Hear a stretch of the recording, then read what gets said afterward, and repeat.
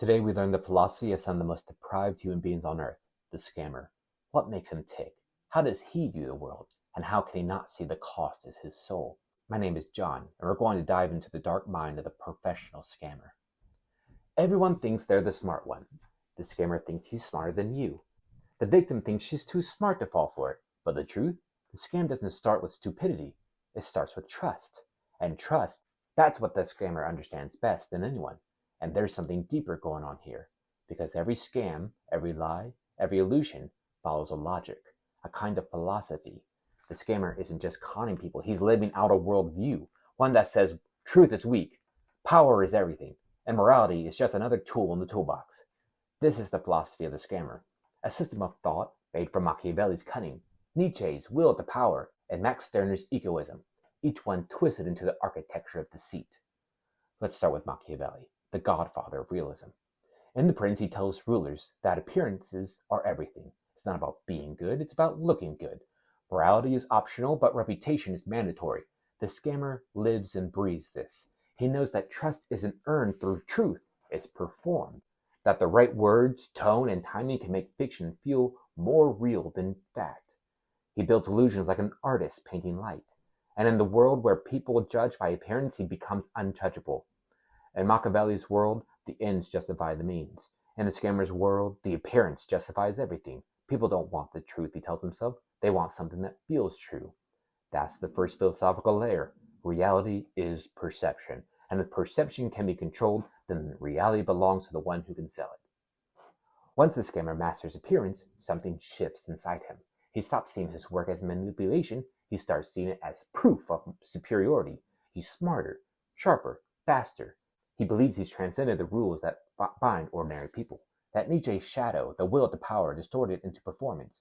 Nietzsche said, when God is dead, when absolute values collapse, the strong create their own meaning. But the scammer doesn't create meaning, he consumes it. He's not the Ubermensch, he's the counterfeit. If everyone lies, he thinks, then the only sin is getting caught. He's not searching for truth or transcendence, just control. And control feels like power.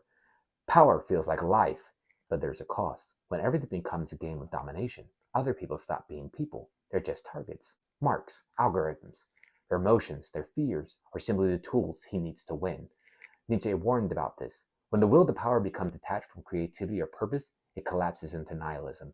That's where the scammer lives, a hollow world where power is the only virtue, and empathy the only sin. At the heart of the scammer's philosophy is Max Stirner, the philosopher of radical egoism. Stirner said that all ideas, truth, morality, love, even justice, are illusions. The only reality is the self, and anything that limits the self's will is a ghost to be exorcised. The scammer takes that idea and makes it flesh. He becomes the living embodiment of self-interest. There's no truth, he thinks, only leverage. He doesn't believe in society, loyalty, or even consistency. He believes in one thing, advantage. Where Stirner sought liberation from ideology, the scammer finds liberation from conscience. Where philosophy seeks clarity, he finds a loophole. Every face is a mirror he uses, every promise a tool, every success a confirmation that he alone exists. But this is where it breaks, because if nothing is sacred, then nothing is safe, not even him. When your only truth is yourself, your world becomes as fragile as your last lie. The scammer's life is a masterpiece of contradiction. He builds trust by killing it. He sells hope, but believes in nothing. He manipulates truth, but it depends on others to still believe it exists. That's the paradox. The scammer needs the world's honesty to make his dishonesty profitable. He's addicted not to money, but to control, to the thrill of bending the world's moral code and walking away clean. But inside, the structure starts to collapse. Because if everything is manipulation, then who's left to trust? If every story is a lie, then what does it mean to win? The scammer doesn't live in reality. He lives in an eternal sales pitch, one he can never close. Every success must be followed by another. Every performance must continue. And beneath the surface of control, there's a profound fear that without deception, there's nothing left. Machiavelli gave him the strategy, control appearance. Nietzsche gave him the strength, defy morality. Stirner gave him the creed, nothing is sacred but me. Put them together and you get the complete philosophy of the scammer, a man who believes the world is made of illusions, that people are prey, and that truth is a costume for the naive. But there's something tragic about it too, because philosophy at its best is the search for truth, and the scammer has inverted it into the art of illusion. He has all the cunning of a philosopher, but none of the courage. The scammer's freedom, we might say, is the counterfeit of wisdom, clever, dazzling, and hollow. He knows how to manipulate perception, but not how to dwell in reality. He knows how to conquer others' minds, but not his own. So what happens when you stop believing in truth? When every relationship becomes a transaction and every face a mask? You end up in a world where everything's performance and no one's watching.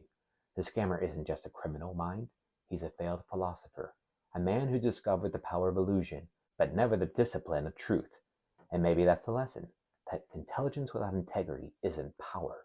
It's self-destruction, delayed only by luck.